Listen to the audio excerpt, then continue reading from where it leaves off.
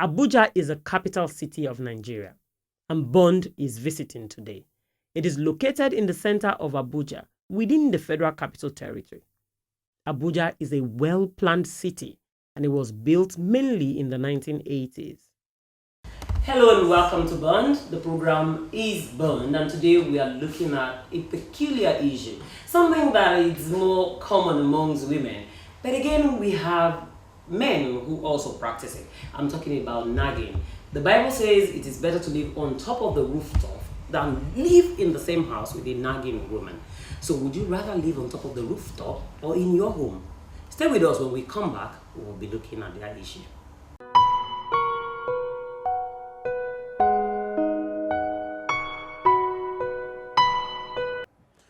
Uto yemi abang fok ndo fan mi. Ema bo ku fok ndo yoro na yoro da so ngutem kan wet. Ngwere so ngutem ke do ngo yini yori won wet. E yina kpa kan wet iswad we ba.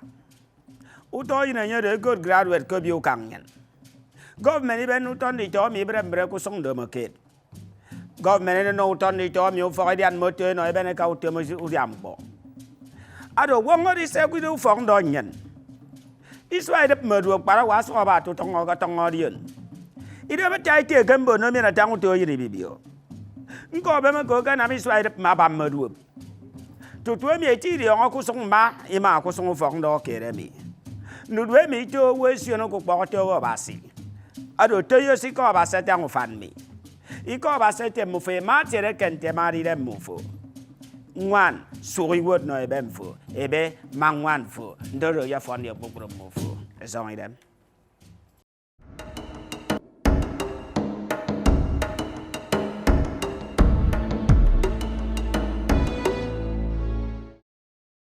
Welcome back. Okay, first I want to say congratulations to you two. I hear is your 25th wedding anniversary. Yeah, managed her for 25 years. Please tell us, how have you managed that? Well, I think learn the virtues of patience. I think that's fundamental. First of all, I think that you don't get married to somebody. It's best to get married to your friend. Your friend is somebody. Not just to somebody. Okay. Yeah, because the challenge is this. I love you is wonderful. But in my opinion, what really keeps the marriage is your friendship. I know this man, he has so and so problems. But yes, I've made up my mind about him. He's my friend. I can't tolerate his excesses or his inadequacies. I'm going to make a life with him, or her, as the case may be. That indeed is what in the final analysis keeps a marriage. Because often young people have these dreams of who they'll marry. Or he has to be a tall guy, Oh, that handsome, rich. Okay, maybe he shouldn't be rich, but he should have prospects. Then my question is always, suppose you marry him, tall, dark, and handsome, and suddenly something happens. He ceases to be tall, loses his leg, has scars on his face. Yeah. So I think the content of the character is more important. And that means you would have said, yes, I know this character, but I'm going to make a life with this one. And second thing is that we must know that marriage is forever, until death do us part. Now with that kind of attitude, you know that whatever arises, we need to work it out. Anyone who says marriage will be smooth, there will be no quarrel, none of that person is not telling you the truth. But the thing is that you must be able to work out your differences. Because come to think about it, we give you a certificate at the beginning of marriage, when you know absolutely nothing. So we give you a certificate of completion when you haven't even started. So we must work it out. So I think you should say work out your marriages with fear and trembling, not just salvation alone. That's good. Please tell us, how have you been able to manage 25 years looking this youthful and beautiful? when he says marriage to me, he looks like somebody who has been suffering for 25 years. He has been enjoying himself for the past 25 years. You know. So how have we stayed together? I think one is just the grace of God. I mean, there were so many, when I counsel young couples, people that are trying to get married, I look back, I didn't have the benefit of all the things that I tell them. Yeah. So I think in my own case, God was there. So basically, one needs to pray and seek the face of God. I mean, and then God goes all the way. All the problems that will come, the challenges, the difficult moments, the times of lack, and all that, you know, which puts a lot of pressure on marriages sometimes. You know, God will see you through all that. So I think that basically for me and for us, it has been the grace of God. We took a lot of decisions that only God could have guided us through. They turned out to be good decisions, but they were not based on anything that we knew or expected. They were just things that we felt, okay, in our own thinking it was right. It wasn't like, okay, somebody had guided us or we had been taught. So yes, I think God just ordered our footsteps in that direction. When we married, we were not even born again Christians. Really? So it's not like, okay, we had the benefit of all the counseling and all the, you know, we came from good Christian homes, lived our lives to the best of our own ability, but then it was our ability. But God saw into our lives and invested in our lives and guided our footsteps, and here we are. And we've, on our own path, you know, trusted God for a lot of things. And so when you have God at the center of the relationship, it makes a lot of things easier. And that's what I think. And I also think that any man who does not have a man that he fears cannot fear God. Okay. Right? And so for anyone who does not have any person that she fears can also not fear God. And what do I mean by that? When I tell young people, when you want to get married and you feel this wonderful guy, tall, dark, handsome, rich, brilliant, and blah, blah, blah, blah. But he is his own person. There's nobody that can call him to order. There's nobody like, if you tell my son, Chinedu, I'm going to report you to your daddy, he backs up. There's no such person in that person's life. Then that person cannot be a servant of God. For the simple reason that God will use somebody to say, hey, enough is enough. And if the guy cannot, you can't find a guy who is, if not because you have told if I say, I'm going to tell your pastor, I'm going to tell your daddy, or this uncle or that uncle, and the person backs off, then that person cannot be a servant of God. And so when the difficult moments come, there will be nobody to call him to order. And the same for women. And there will always be difficult moments. And there will be difficult In marriages, right? There's There's this general belief that when you see a couple in a car, they're always frowning, everybody looking in one direction. And then when you see lovers in a car driving together, they smile, they laugh and giggle and all that. Why does that happen? Well, that is on the assumption that husband marriages or couples cannot be lovers. And that's where we start. As a couple, you must be lovers and you must be friends. Then you can laugh. I mean, what you just described is a friendship and a love affair that is ongoing. What we're saying is, why is it not going on in our marriages? Yes. Well, it should be in our marriages going on, and we laugh. And what we try to do is to encourage young people to create an atmosphere of laughter and friendship in their homes. You know, when I married my husband, I used to, in those early days, I used to be able to just like, okay, shut down. And he would say, well, unless you want to end the marriage, you have to talk to me. I mean, it made a lot of sense. Yeah. If you are not going to end the marriage, then you better be talking. And so we talk. And talking in a relationship does a lot. In a marriage, in your relationship with your children, your relationship with your bosses, relationship with colleagues in the office, there's really not anything you can't talk through. But when, like most women do, they keep quiet, or they shut down, or ignore their husband, and then when there's a problem, they say, I didn't say anything to him. Meanwhile, you know that you are actively ignoring the man. And you now say, you didn't say anything to him. That is also a problem. Non-verbal communication is also a problem. Yes, and that's a real problem. Okay. Body language You know, you can do more damage by what you do not say than by what you say, just what you act out. And I think, like you said, communication is very important in a marriage. Okay.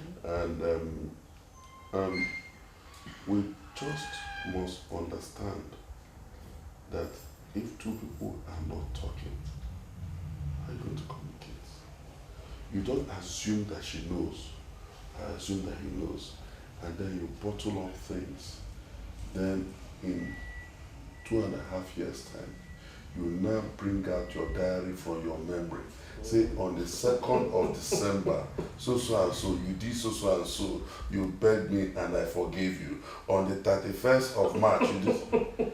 By the time you are finished, the guy says, wow, this woman could have killed me. So what that does is, even if there's been a breach of trust or there's already a gap, it widens. Okay. Because it just says, you've been having all this in mind.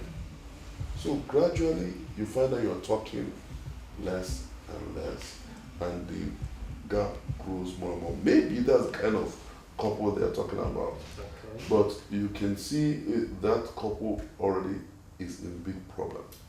But they must come to a position where they must decide whether they want to have this marriage or not. And if you want to have the marriage, you must go back and begin to communicate and say, let's rebuild our marriage. But if the marriage is ongoing and they're communicating, that wouldn't fit the description we've just heard of the people who are always angry when they are in the car. They may be preoccupied, but that doesn't mean that they don't talk. It might be as a result of bottled up feelings that you can't express. So that is another way of expressing the anger, the fear on the inside. You both are marriage counselors, so we're in the right home. Tell us, why do people nag? Why do you think people nag? What could be the reason? Well, like we said, nagging is negative communication. It's born out of bad habits, pent up emotion, frustrations, and poor communication in a marriage.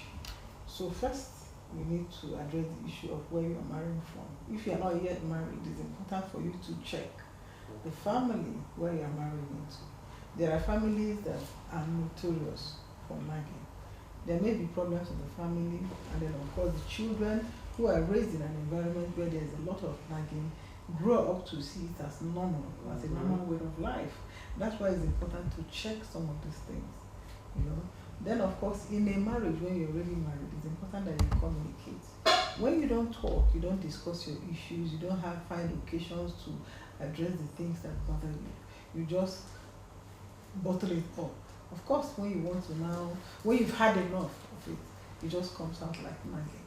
And when you've done that over a long period, and you don't have a habit of actually discussing your issues, you tend to nag very often. You know, just that becomes a normal way of communicating. So if you are not talking with your husband, or the husband is not talking with his wife, so they just throw words at each other, and setting it up good for anybody. And of course, when people are angry, you can be angry all the time. I was talking to my sister-in-law this morning, and we were like having discussions. We should have made that call, you know, before. And so in my mind, I said to her, "Oh, I've been talking to you all this while in my head." She said, "Oh, it happens to you also." What happens sometimes that you actually quarrel with your husband or your wife, you know. Okay, let me say, I actually quarrel with my husband. I don't know why he quarrels with me. In his head. So I will say my own, I will say his own. I will say my own, he will say his own. Then I will reply him, you know. So I'm having that discussion all inside my head. So you see, those kinds of things can also lead to, you know, so as soon as the person walks into the house, you continue the quarrel from where you stopped it in your head. Meanwhile, the person doesn't know what you're talking about. So nagging is bad for any relationship. It's bad for marriage. It's bad for your relationship with your children. It's bad for your relationship with your, anybody, relations, friends, and all of that. And we also must guard against, you know, well, in a good marriage, in any marriage, that must be good. You must see a marriage as a relationship of family, not just one person or two persons. It's a relationship of community based on the love and relationship of one man and one woman. So if you extend that to the community, you also know that you have to be tolerant and accommodative of other persons in the home. What if one party is willing to talk and discuss, and the other person feels in his or her own nature he shouldn't talk? How do you force the person to talk? How do you communicate in that? Well, I think that it's very important for any marriage that you start with counseling before marriage. Communication in marriage is something very important, and we need to teach young people that it's important. We teach a concept we call created male and female. Okay. Now, that tells you, for example, that when a woman has been through a lot of pressure at work, once she comes back, the average one, remember we're talking about statistically, wants to just dump it on you so that she can speak to you, so you can listen to her. Even if she's not seeking advice, she just wants you to hear her. Now, if the man is not listening, as most men are want to say, oh, that they are tired, they don't want to, they're not prepared to listen. Look, oh, let's talk about it later. After some time, she stops talking to you. And like I said to them, whoever it is she begins to talk to, male or female, will second guess you in your own home. Because even matters in your house, she will not discuss with him for guide or her for guidance. Now, so it becomes important that you must communicate. Nagging, getting back to nagging, is also a product of impatience. Okay. Take, for example, one of the spouse has a bad habit. Maybe the other one starts by trying to correct him or her. And when he's not working, gets frustrated and just begins to pick on that. Please don't waste my time. Hurry up, let's go. Hurry up every time. So even before she starts the delay, you're already shouting, hurry up, let's go. Now that makes the relationship go sour eventually. So if we want to make our relations to work, you who is one who feels that you're trying to correct the person is not coming forth, you must take a step backward and say, this way I'm going about this isn't working. For example, if you begin to nag a man, what does the man say? The man will say, this woman is trying to control me. I'm not going to let her control me. So it only makes sense once, because he will not listen. No matter what you do, even when you are right, he has made up his mind that all you want to do is to control him, and he's not going to work because he is the man. Yeah. So it's important that the one who is nagging gets to understand that what he or she is doing is not helping the marriage. But often the nagging person thinks that he or she is absolutely right. And until they can get counsel that makes him or her see the damage that he or she is doing to the relationship, it's probably not going to change, not going to make a difference until the relationship goes bad completely. Now it becomes important for people who are getting married to make up their mind that what you are getting is as is. This guy is not going to change, neither is this lady going to change. Yeah. Because if you marry somebody hoping to change that person, you've already lost from the beginning. Can it be said that a man or woman can nag the child? Because nagging, in the context in which we have used it now, it's like you try to correct, make an impression, and you're not getting through. Definitely. So it could be between parents parents often and the child. nag the children. If you get into the habit of nagging, you're going to end up nagging everybody. Husband, child, wife, whoever. It becomes a habit and you just don't stop. So something you could have said once and forgotten, you will keep repeating.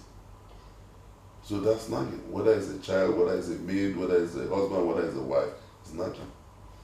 Does it affect the children in any way? Does it have any kind of effect on them? Most certainly. First of all, because when you're nagging a child, it may go on to bully him more or less.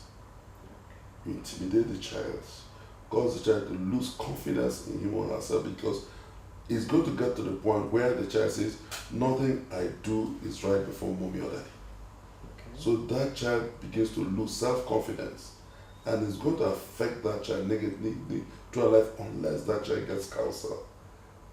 So nagging, like she said, is not good for anybody.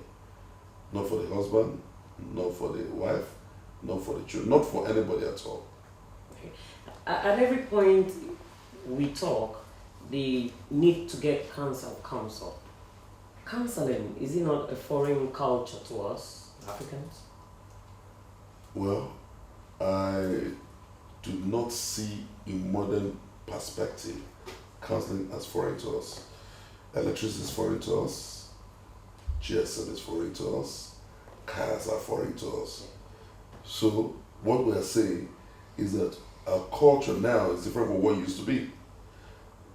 Previously, where I come from, women are to be seen, not to be heard. So you just give instructions and she obey. Children don't question their daddy. You just give instruction and they obey. That's different now. So yes, we all need counsel because the culture is dynamic and it's changing.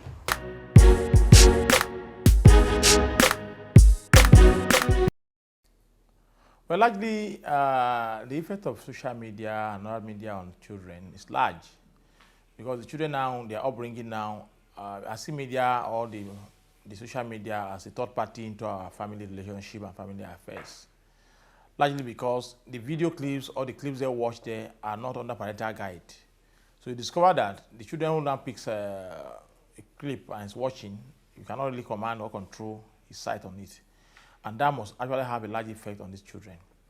Another aspect is the issue of the home. Most homes now are run where the family, where the husband is out on business, the wife is out on business. So their best friend becomes the television they have in the house. So the film clips they see in the house becomes their best friend. So they learn much from the media vis-a-vis the television, and the character they see in TV there are their best friends. They see as a model of their own lifestyle. So the fault we have now in Nigeria with this media or social media thing is that it's already affecting the children one way or the other, thereby losing flavor of their original cultural background. And that is to say here that they now see that as an adulteration of your real home. So we as parents need to sit down, create time to stay with our children and tell them what is good and what is bad, the do's and the don'ts in the family life or family setting. Because the children see themselves and the media as their best when they get at home. You can imagine children spend maybe highest of 8-10 hours in school, and once they are back home, the remaining part of the life is not done with the television and the other media they have on their hands.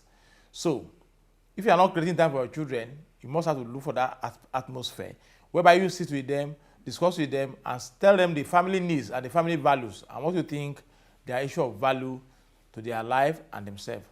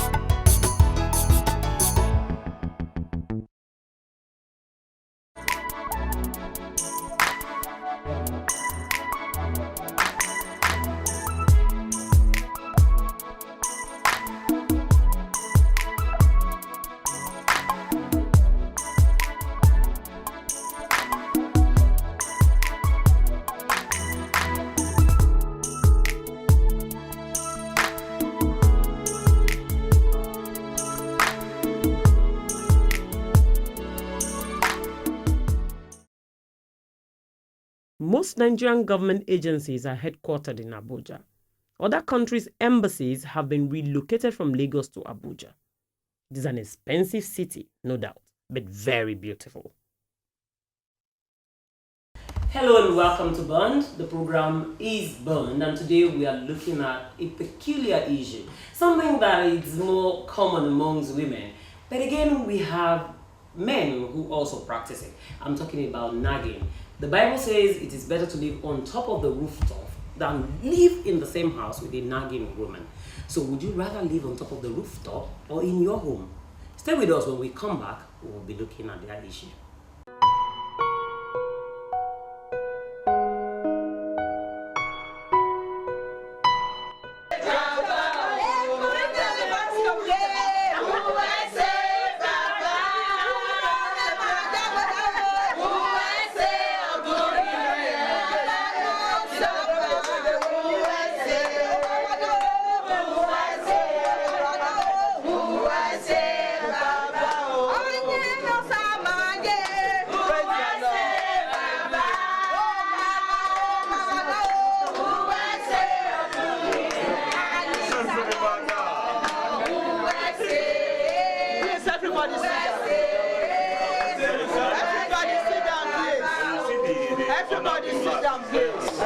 Everybody sit down. I want you to open the veil on your wife's face and give it. Hold on, sit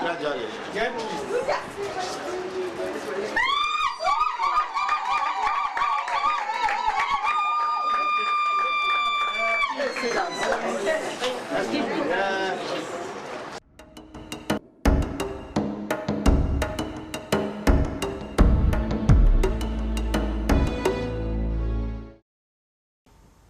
Welcome back. The program is still Bond, and we're talking nagging. It is believed that the women nag most. Do you agree with that assertion? Madam?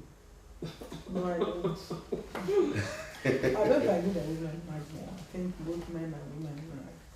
Also, part of the reason parents nag at their children is sometimes when you're nagging at your child, you're actually nagging at your husband.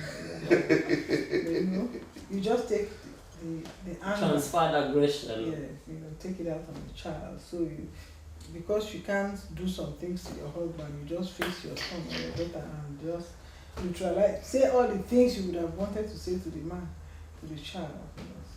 So anyway, women, I don't think that women nag more than men. I think men and women nag equally. Of course, because women are more loquacious than the men, It tends, that's what I mean by women nag more. They get more frustrated when men don't respond, to some of the things they want to say or communicate. But I don't think that women nag more than the men. But don't you think you're contradicting yourself? You say you will talk more, and then now you say that we don't nag. If you nag more, if you talk more, you must nag more. Is not nagging. Nagging is nagging. Talking is talking. Nagging is nagging. They are not the same thing. I agree. In a marriage, there are bound to be challenges and difficult times. Have you had any challenge in your marriage? Wow. I think that is why I said, when I talk to young people, I say you should marry only your friend. I'm talking from experience. I love you, I love you, I love you. When the early challenges begin to arise, for example, we were young, was not strong financially. By the time the first baby came, wow, it was tough. She was a student, final year medical student at the time, and now it was 28 naira. It was 28 naira. And it was so difficult to buy the 28 naira now, whenever it was needed at that point in time. So what happens? The woman comes under pressure. And then you're seeing this young man is not meeting his obligations. Reality sets in. You now need to begin to join to figure out what is best to do. So you begin to take some of the pressure. Sometimes a lot of the pressure. become practical. All those lovey is out of the window. Survival becomes priority. Yes, those challenges will come. And we did have our fair share. But like I said, attitude is very important. Okay. This marriage must work irrespective of what. And once you have that attitude, what it means is that you are going to make the necessary effort on both sides to make it work. You know there has to be a solution, and you both find it together.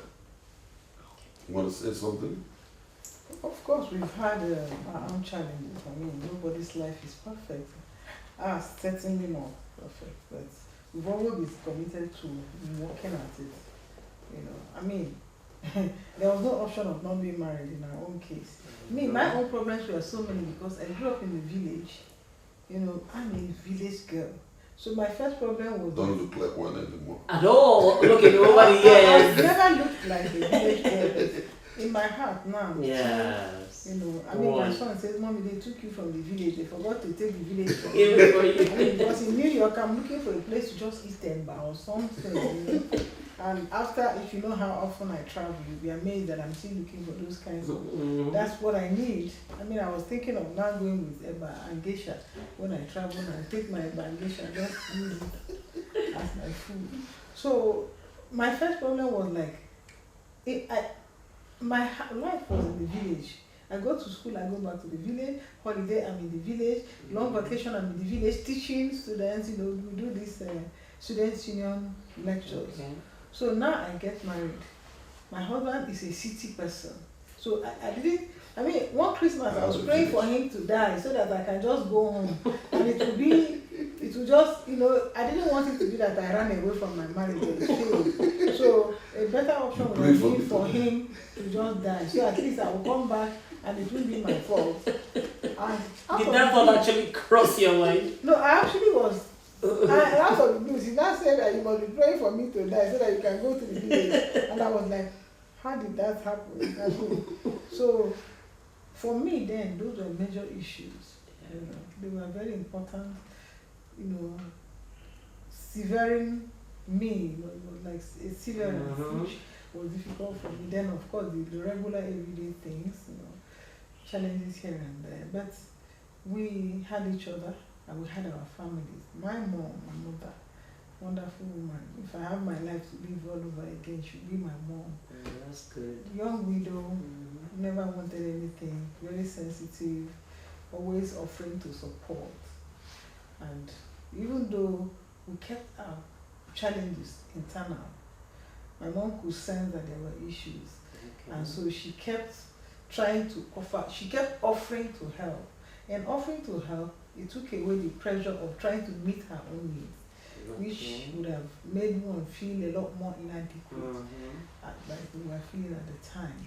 And so, you know, those things came to pass. And of course, we woke up and said, well, hey, there are things we needed to do. So we started trying to, you know, live more normal lives out of our, you know, lovers school, trying to be more normal, you know, do more normal things, earn extra income, you know, and all of that. And the challenges build the character of the marriage, actually. They were not, I don't see them as bad, really. I think how you manage them and manage them will build the character of a relationship. And that's why I can look back 25 years and I feel that I have earned, you know, I've earned my marriage, and I don't feel like, okay, I don't feel like a yawo palo like the Yorubas would say. You know, I don't feel like yawo palo. I don't feel like, I feel like I've earned my stay. Like he has earned my respect. You know, so we're here together. You know, the history, our life is full of the history and the times and moments and memories. You know, so there's something I feel that if I get today in this marriage, that would be too much, or I would not have earned it. I just feel like, well, thank God for where we are today, and thank God for the character that He has helped us build through the years, through the challenges, and thank God for the things we're able to do, you know, And thank God that we are here together, you know, together and in it. There's nothing, you know, that I feel that, oh, now he can balance 3 square meals. Now he's hiding his wallet. No, how? I mean, how? There were times where there was nothing inside the wallet and we managed ourselves and nobody knew. Something else I tell young people is Nobody that knew. That was you very must important. keep your issues within you. Nobody can say that I have ever gone to them to complain about anything. In 25 years. In 25, nobody can say that I have come to them to complain about anything. We had our complaints inside, looked at, okay, what can we do differently? We argued over a few things, but it was always inside. Nobody can say. And it helps a lot. It helps you to heal, helps you to restore, helps you to, you know, safeguard the ego of the relationship that you have, especially of the man. Of course, you know, men have a lot of ego. You're massaging it right now. All right, we won't leave without you saying a word of advice to people who are watching us today. Marriage.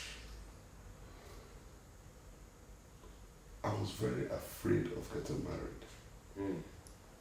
Why was that? Because all I seemed to be hearing was divorce.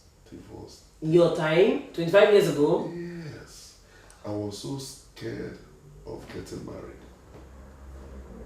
But you know, with benefit of hindsight, you get that certificate. It is certificate of qualification to begin. It's not a certificate of completion. You must work on a marriage. And I tell you, will never ever compare your marriage to any other marriage. People let you see what they want to see about their marriage. You don't know what's in there. So you must work at your marriage. Don't marry a man or a woman because you've known them for 10 years. Marry them because you are convinced that one, God is in it. 2, that this fellow, I'm prepared to spend my life with him or her the way he is now, without change, whether it improves or not. But if you marry someone because you hope to change that person, that's a failed marriage already. It's better to have a broken courtship than a broken marriage. Thank you very much. Thank you. A word of advice to the women and young girls out there. Well, I'm very old school about marriage. First and foremost, submission is the place of a woman in a marriage. And that does not mean a loss of independence. It doesn't mean a loss of rights. It doesn't mean a loss of your individuality or personality. It just means abiding by the will of God in that relationship. So, first and foremost, love your husband or your wife. Honor them and respect them. The man is always the head of the home. It doesn't matter how much money you bring to the home. The man is always the head. Our prayer is that he will earn his headship. You know, that's our prayer. You know, when you read the Bible, young women ask me, in Proverbs 31, everything is about the woman. And I say, yes. That is the amount of responsibility that God has put in the hand of a woman to make a marriage work. But there is a man in Proverbs 31 who makes that woman possible. And that man is the man who sits at the gates. Now, when you look at the gates, in the original traditional setting, the gates, like what it was called Obi or Ama or whatever, is a place of authority. It's like the court, the king's court, where decisions are taken.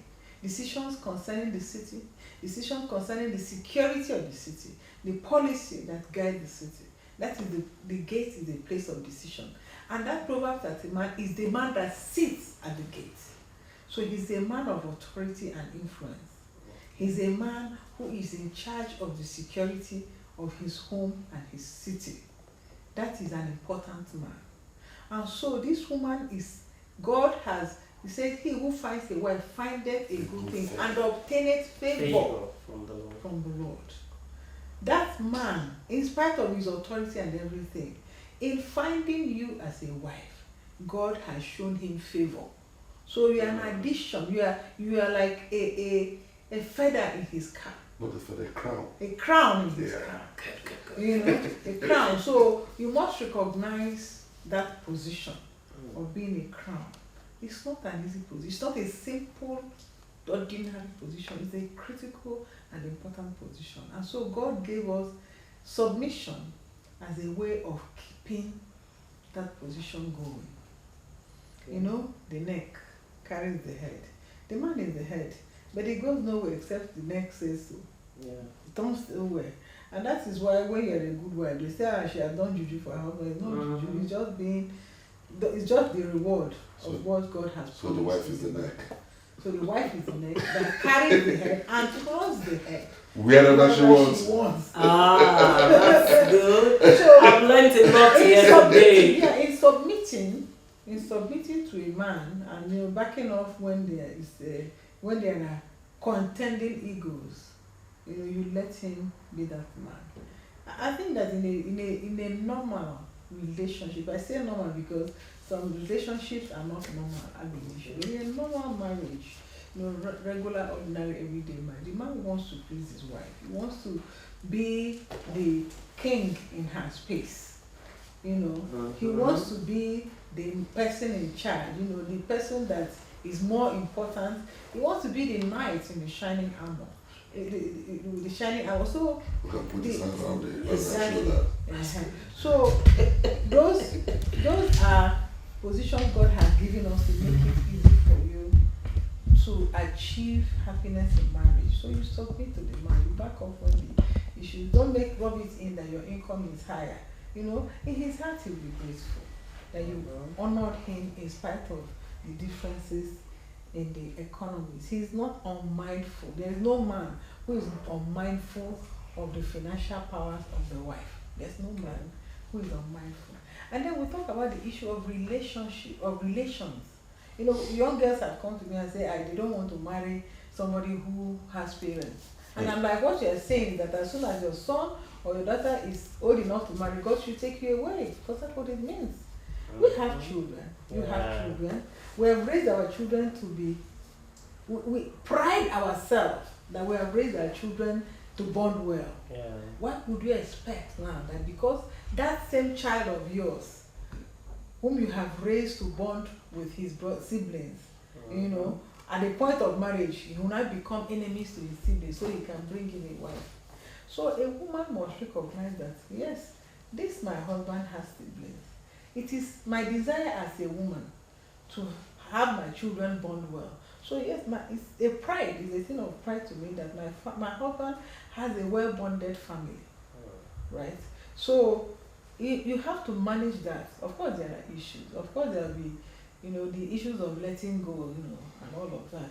In my own case, I didn't have problem because I just let it. My husband, there are 9 of them. When I got married, all of them put mattress. 9. Yes, and they put mattress on the floor. That is with me around and lie down and be gisting as if I'm not there.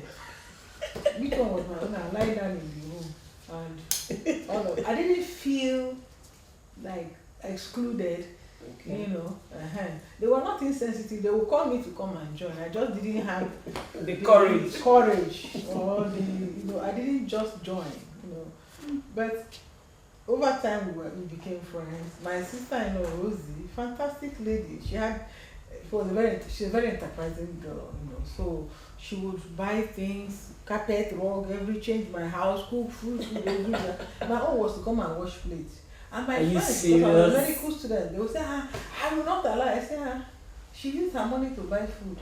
She cooked it by herself. She didn't ask me to come and, even the plate she washed is for me to eat and wash my own plate and maybe, and you say, what is the quarrel? After 3 days, she will go back to her house in Lagos and I'll be here. So I didn't have any of those hangovers. Okay. And so I didn't see, she was never going to become my husband's wife. So what would be the basis of really quarrel anyway? So I think that we need to have an attitude towards the family that is good and welcoming. I mean, if you see me and my in-laws now, you will think that they are my family. In short, when my husband wants to do something, he hides it from them so that I will not hear it. Because if he tells any of his sisters, They will tell you. they will call me and say, that's your husband. Now, wow, this, So when he wants to do something like to surprise me or anything, he doesn't tell them. And when he comes in and sees me and them sitting like this, like, what is it? He's already as if we are conspiring against. But you're always conspiring. That's how close we've all become. And it didn't start like that. So I always tell young people, your parents-in-law are not going to die because their child wants to marry. I won't die because my son wants to marry. God forbid. Amen. Anybody that will want to marry my child and expect me to die will die first. And it's not a cause. It's not a cause. It's a statement of fact. Yes. Because I didn't kill any. I didn't wish death on anybody. And I tell people, my mother-in-law is a woman who raised 9 children, 3 women and 6 men. And all of them are on the straight and narrow path. All, no deviation. So you can give it to her. She's a very tough disciplinarian. She broaches no rubbish. And when I came, she put me in the same jacket with everybody. So I just said, Momsy, you have to go leave the kitchen. Let me cook and serve you. She was saying, no, they don't do like this. I said, Mommy, now you're a big woman. Just sit down, I'll be serving you. After some time, she gave up. Because she I said, she gave up. She said, Ngozi, I said, Momsy. I will just hail her. So now, when you do something to her, she will call me and complain about you. So it takes a lot of work and a good attitude. And it's important that you have a good attitude. Okay. I'm sure you're wondering why I'm seated there just listening and smiling. I wonder where the kind of smile she has on her face. Her face wears a permanent smile. I can sit here today and keep watching you and then smiling and smiling. And then I am enjoying all that you both have said. I have come to learn that challenges, I used to think that challenges do not kill you, but they make you. But today I have heard it from a different perspective. You have said challenges help you build a character or the character of a marriage. That's wonderful. Thank you. Thank you.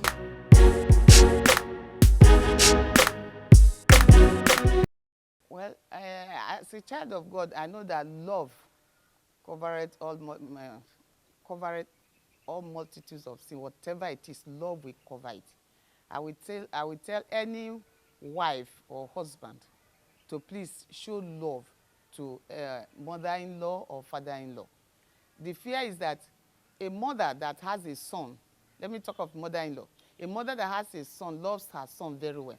And by the time he's married, she begins to feel as if that wife has come to take away her love, has come to take away this son.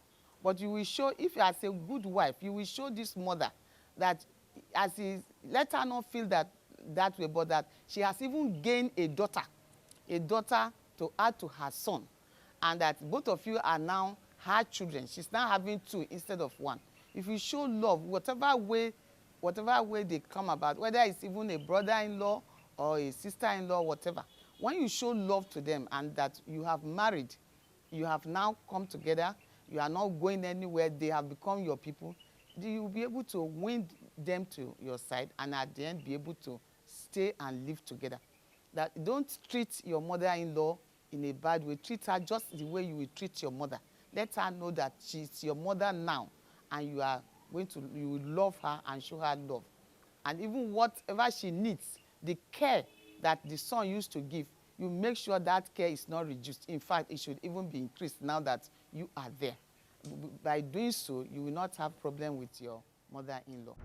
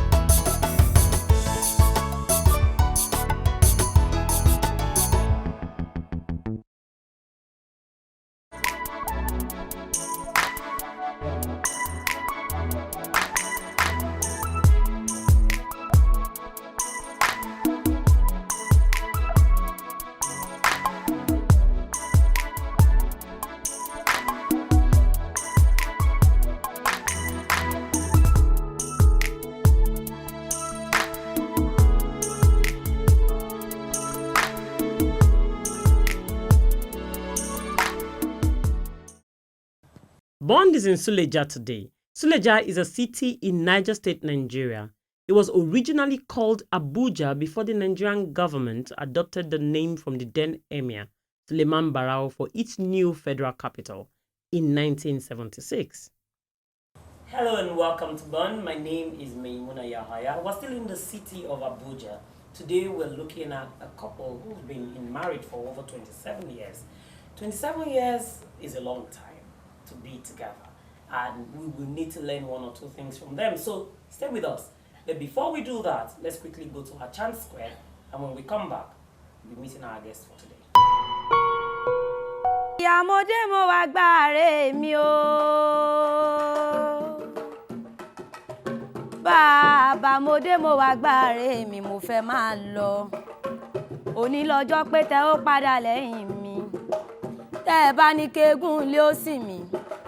Eégún ilé ó sìn mí yóò padà bòdì lóró. Bẹ́ẹ̀ pé kórìṣà ilé ó sìn mí. Òrìṣà ilé ó sìn mí yóò padà bòdì lóró. Bàbá pé kórí ó sìn mí.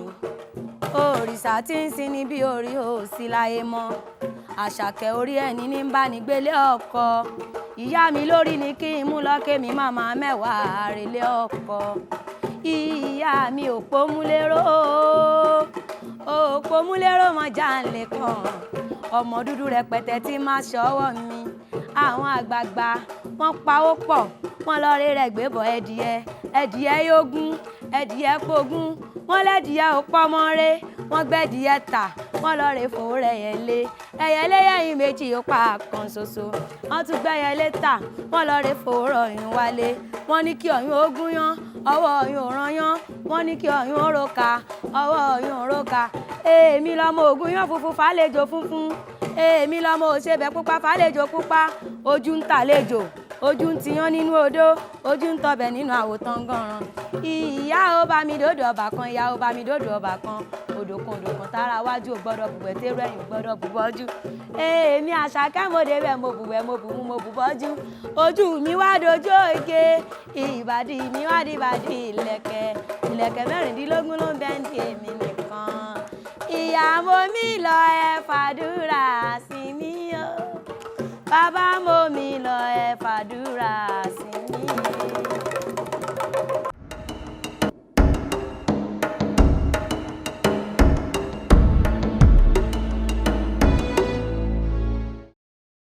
Welcome back. The program is still Bond. I will have my guests introduce themselves to you, and then we can take off from there. Please introduce yourself to us.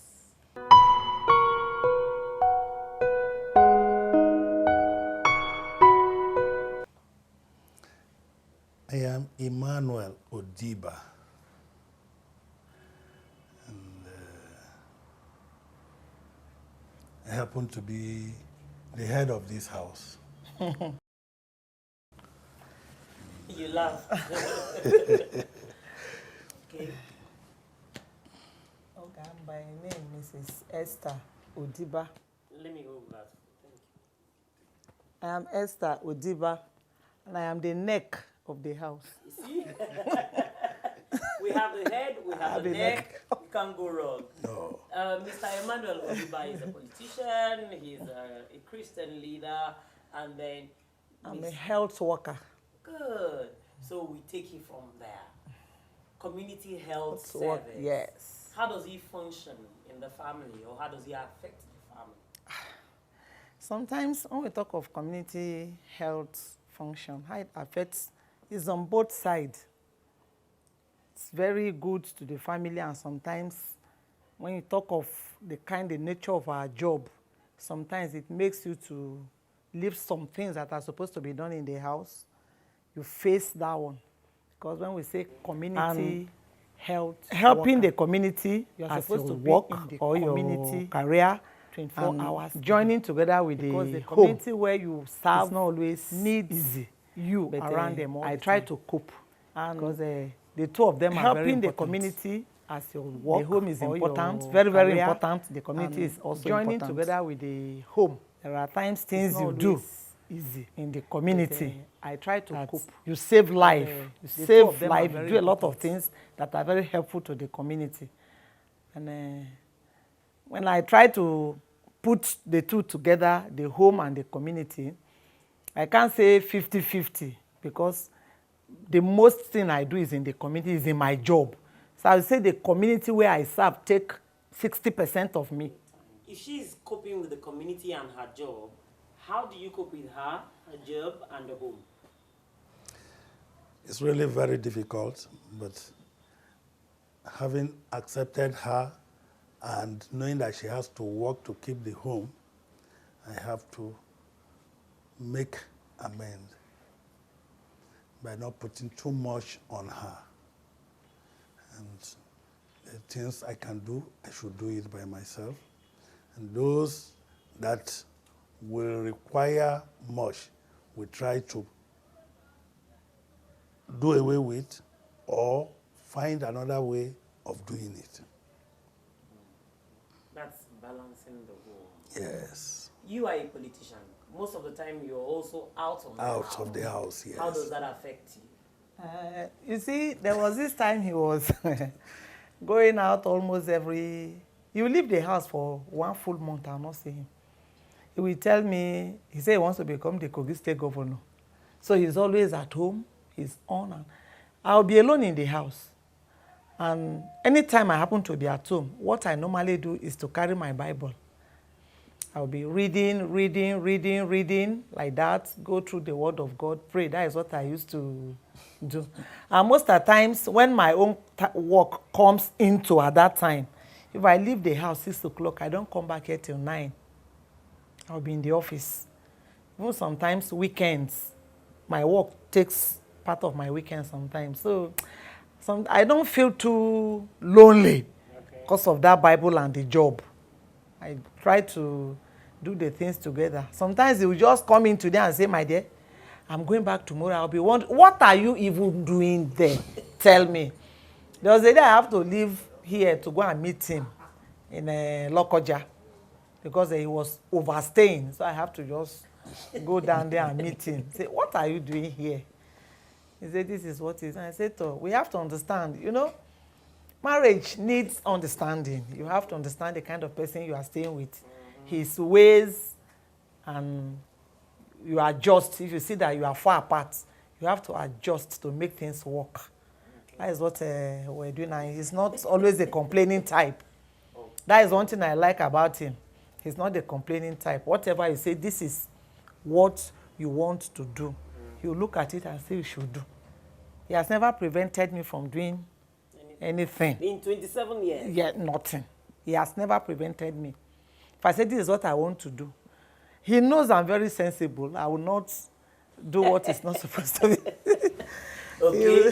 She has just told us one thing she likes about you. You tell us one thing you like about her. The one you like most. Nagging. She likes a lot. Yes. And you like it? Yes. How?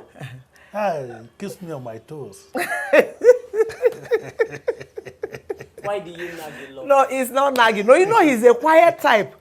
Do you know sometimes even somebody come to this house to talk to him, even if you want to slap, he will not retaliate. He will stand and be looking.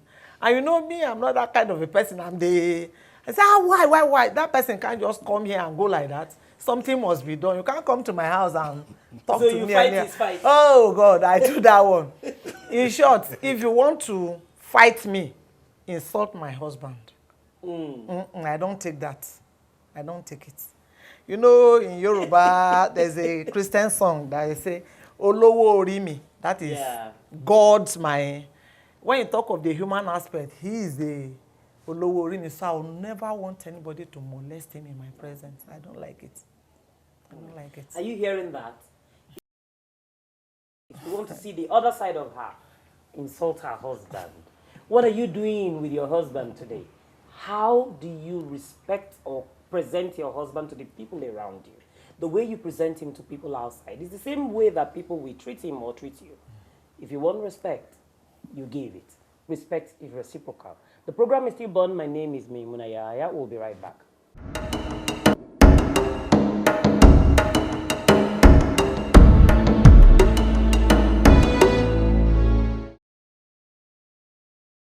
Welcome back. The program is still burned, and we're talking to Mr. and Mrs. Odiba. Stay with us. Tell us. You have come across a lot of couples. You do a bit of counseling or a lot of counseling. What do you think is responsible for all the problems that we have in marriages these days? It's purely intolerance. And, for any couple to stay, husband and wife, one must be a fool. Say why? If the two are too clever, the marriage will crash. Okay? One must play the role of a foolish person. And that keeps the marriage up. Okay?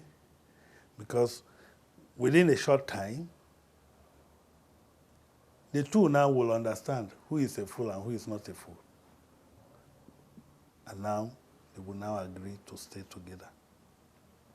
They will stay together. Okay? In Christian counseling, you see, there is no matchmaking marriage. Because if there is a matchmake marriage, it doesn't last. Because the moment they get into the house and they start seeing the faults they are not expecting, that breaks down the marriage. You say no matchmaking. Yes. Your parents were matchmade. No. My great-grandparents, that was a practice in marriage those days, and it worked. That one, we don't call it matchmaking. What do we call it? We call it real love from the background. Sometimes they went into that marriage without loving one another, and then They grow up to have like each other. Why? Because their parents are behind them. And they have to look onto their parents to live their own life. But today, that is not the case. Parents and children are very far apart. And that affects marriage too. And then when you look at the issue of father, mother-in-law intrusion into marriage, there's a lot of problem. Okay? And for any marriage to stay long, the two must be ready to be their own judge. Yes, the two must be ready to be their own judge. No third party. Not even your parents. In community service, you deal with a lot of women. It's not just about health. So what do you think is the problem between marriages of these days and marriages of your days? You see, marriages nowadays, like in my place of work, sometimes women will come to us looking for help, one help or the other concerning their marriage. Somebody will just walk in, he doesn't know you before, you just call, Madam, how are you? Fine, please, I have a problem. Even men do come like that because they feel that maybe you have that little experience to help them out of their problems. Most marriages now, I don't call them marriage. Most of them. You know, from the Bible aspect of marriage, well, sometimes they say, well, God has joined together, nothing should put asunder. So marriages are not joined together by God, though. Yes, I used to say so because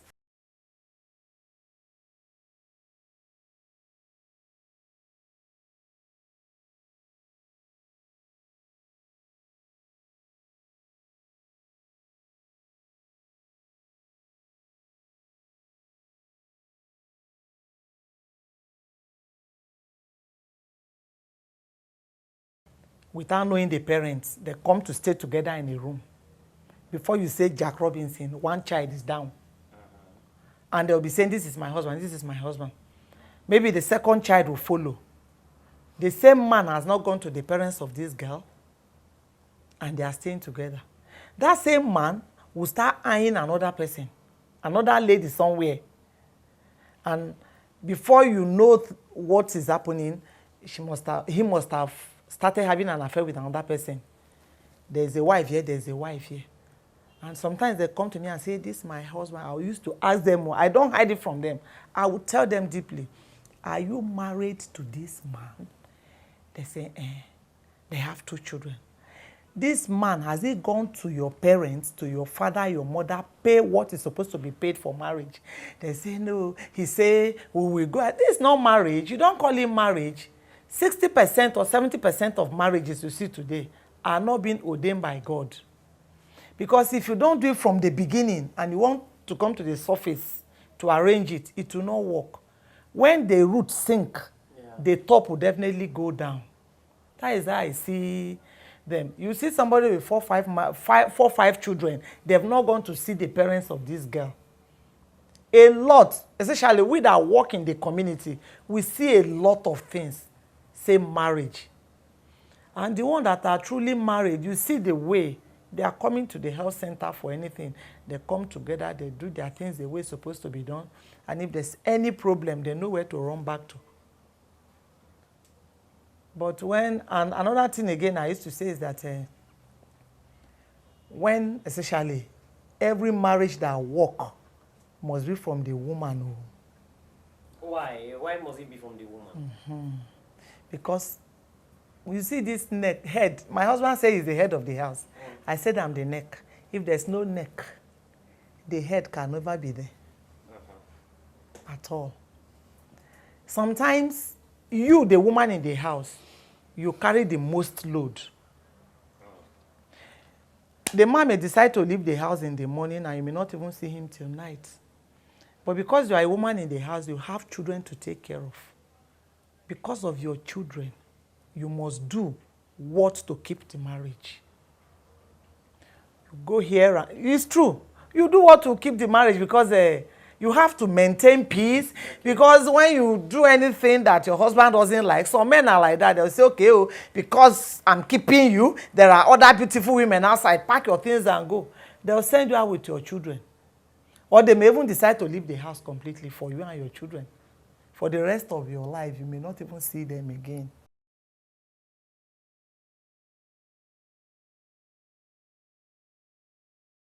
Is that not slavery? What because of your children, you want to keep them? That is how we're brought up now. Okay.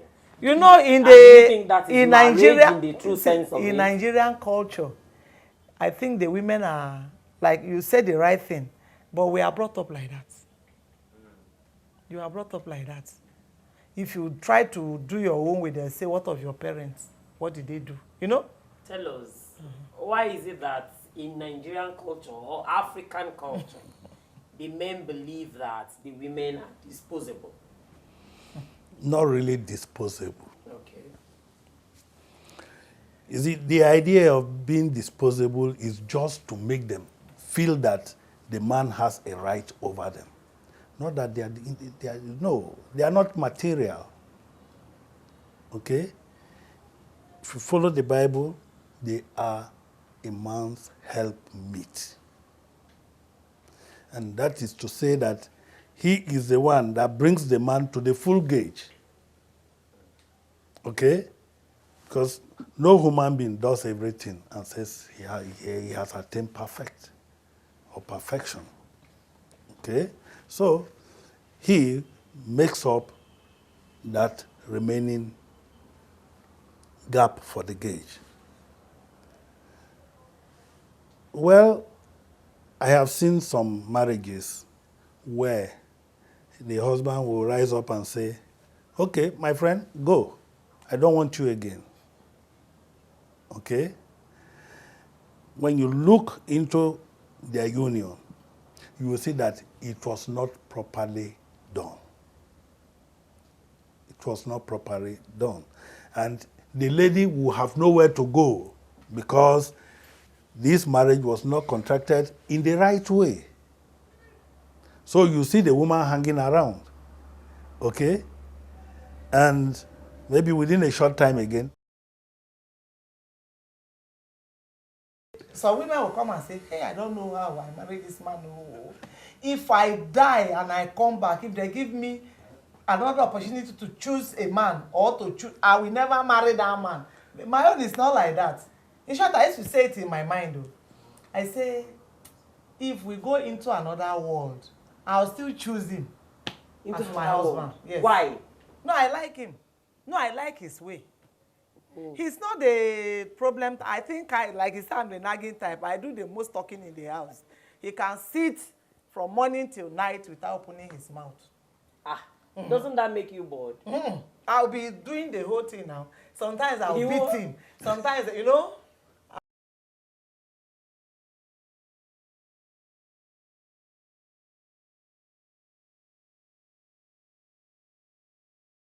You know, that kind of a thing. Sometimes I say, come and dance. I'll put music for him to dance. Okay, please dance for us today. Oh, yeah. It takes a lot of energy to frown than to laugh. So why don't you laugh and dance and feel all right?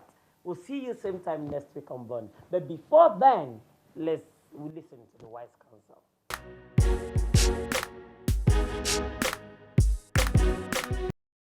My advice to young couples or those who are about getting married, especially for the African setting, is that you need to know that our culture has not prepared you adequately for a monogamous life. And therefore, you need to purpose in your heart to make your marriage to work. And in your mind, you should be ready for a paradigm shift from how it used to be, how it worked for your grandparents, to what it should be for you now in these new times and modern times. If you need to construct your marriage in a way that it will honor God, some principles will help you. I want to talk about just 4 principles that has helped my marriage life. The first one is the issue of love.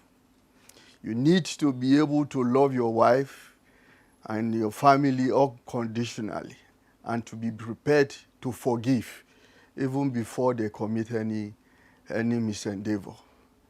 Given that heart, you will have a large heart to accommodate and also to be able to communicate. The next principle I'd like to talk about is the principle of inclusiveness.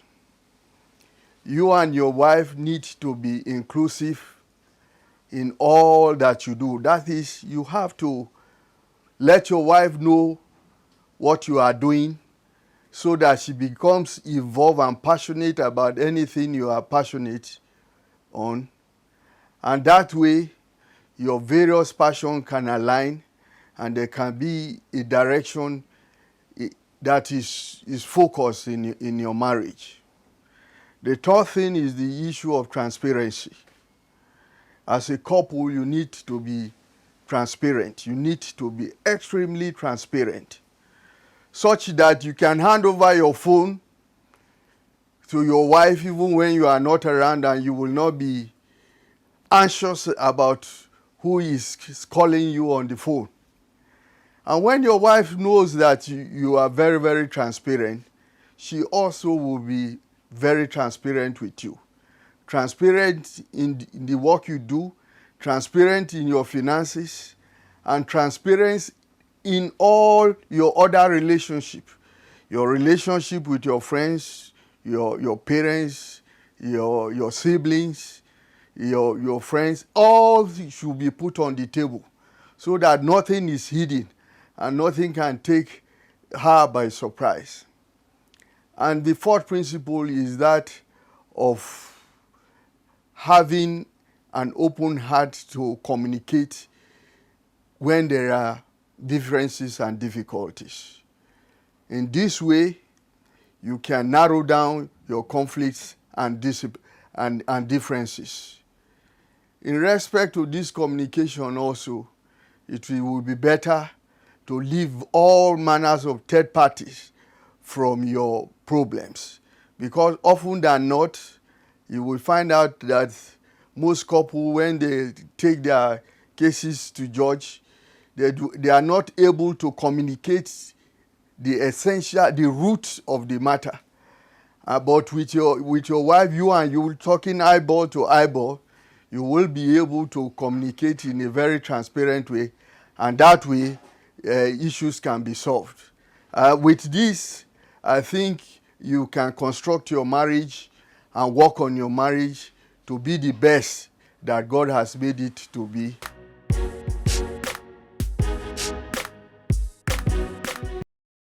Don't forget to join us same time next week on Bond, where we talk marriages, challenges in a family unit, and how to keep your home together.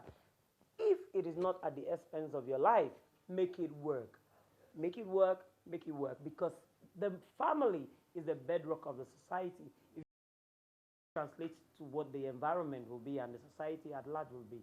So make your marriage work today.